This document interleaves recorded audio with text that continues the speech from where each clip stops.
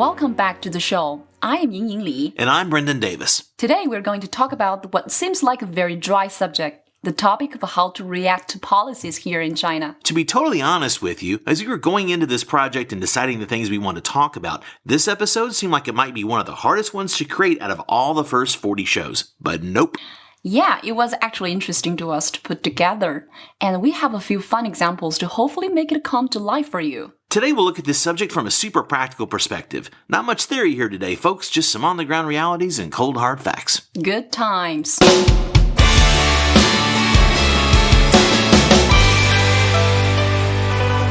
Alright, to get us into this, there are three things to always keep in the back of your mind when looking at anything here that touches on or is in any way informed by an official office or policy of any kind. Right. When comparing China with any expectation you have based on your own homeland, start by considering the political system differences and how they might affect things.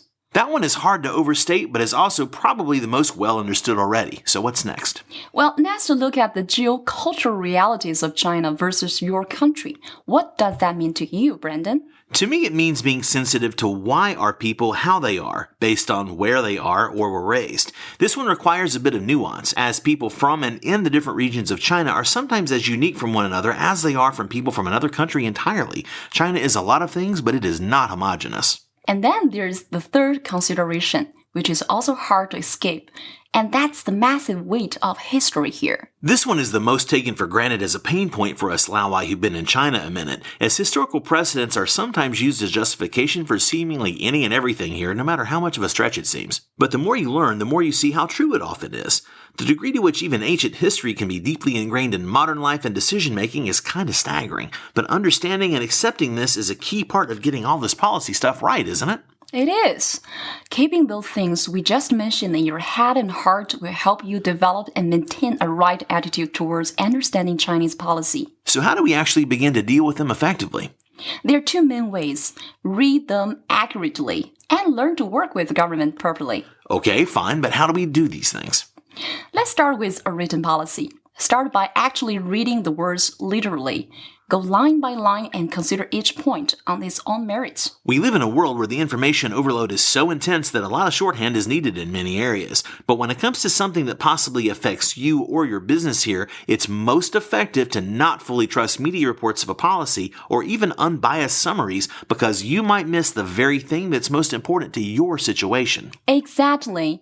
Outsiders might think it's overkill to go to all this trouble, but getting some help from a well-informed person and reading through new policy this way is the most effective way to process it in the long run. This is in part because China has operated for years on a series of 5-year plans. We're currently living during the 13th 5-year plan right now, and if you look back at the published policies leading up to this point, you'll see that the intended direction of the country is usually right there, unambiguously and in direct language.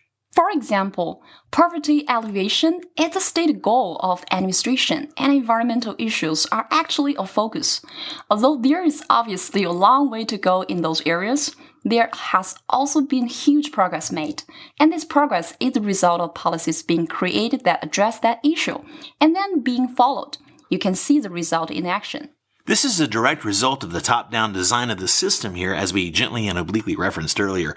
We'll avoid getting too pointed with these comments for reasons that should be obvious, but let's just say that in the past there was a tendency at the local to regional levels to sometimes avoid the strategies being set from the top. But for better or worse, people now have to toe the line much closer than before. Now, if this is something you need detailed custom help with, you can reach out to us directly and we'll see how we can assist you. There is a special page and other resources available on the HowChinaWorkPodcast.com website that you can check it out. Right, but for a 10-minute talk show, we think this is a pretty good start. And I'll also give Yingying a professional plug here, as she wrote a 139-page thesis for one of her master's degrees, overachiever, that looks in depth at the realities of foreign companies coming to China in the recent past. We have added a resources page on the website that includes that paper. Thank you, Brandon. You're welcome. The other key to dealing with policies effectively is to know how to work with the government or enforcing agency involved. You also have to have the right people on board with you too. Speaking of your thesis again, I'm gonna let you finish, Ying, but let me quote this for a minute first. You're gonna make me blush. Yeah, but it's so fun. Back in another life, Ying said, and I'm paraphrasing just a tiny bit here to bend it slightly better to our topic today, quote, "Though it might be sensitive to mention, government relations with outside parties could be strengthened by the latter simply following government policy instead of attempting to skirt or interpret government policies in a manner that would benefit their own self-interest." She goes on to say, "It is recommended that an effective strategy for organizations, especially tech and internet companies, which was the focus of this thesis, would be to seek mutually beneficial partnerships with the government on shared tasks by implementing environmental scanning as well as researching social and economic policies. The entire focus of a successful partnership would then be based on problem solving." Wow, I said that? Apparently you did. Nice work. But aside from actual government agencies, there are other ways that understanding policies written and unwritten can be a lifesaver at a critical time. You had a funny one we were talking about just yesterday, Ying. Yes, the female Didi driver story. Right. The drivers are very much ordinary people at the true grassroots level. And it's a reality that those folks don't have a lot of societal status to help them out when they need it. So they have to be street smart to deal with any problems that come up. There was this one driver who had an accident that wasn't her fault. Right. The story goes that the police were called, but the responding officer didn't want to get involved. He kept insisting that the woman and the other driver should just work it out between themselves, and I've seen that from the back of a Didi myself in an accident. It's very confusing.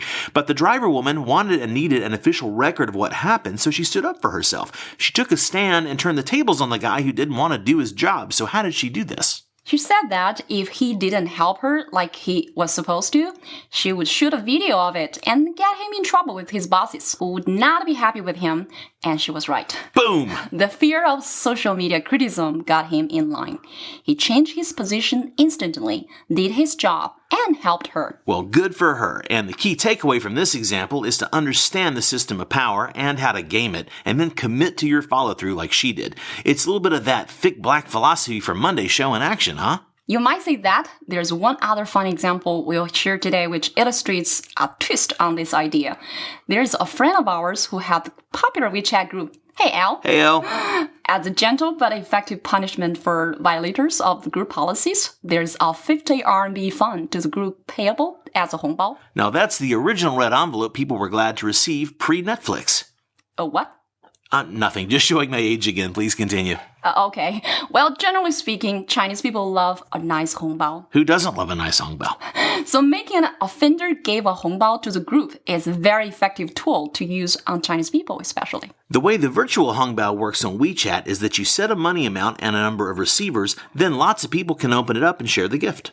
And this example shows how a foreigner can make the most impact by understanding Chinese norms, but then using them to best apply their own Western approach to problem solving. Basically, you can't out-local the locals, but you can learn enough of their moves to best use your own. You got it.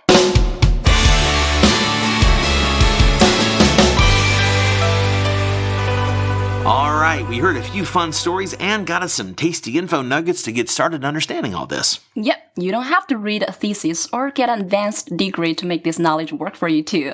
The basics are plenty for most people. For those of us who don't have time to read a 139-page book, what's your summary of all this? I think the main point is that in China, both on and offline cultural norms have as much power in the day-to-day life as do official policies. Duly noted. Tomorrow we'll look at some of the high-level differences in male versus female leadership in China. There still are a few. Then on Friday we'll dig into what it means to live a super digital life and wrap up the week. I'm Brendan Davis. And I am Yingying Li. We'll see you tomorrow on How China Works.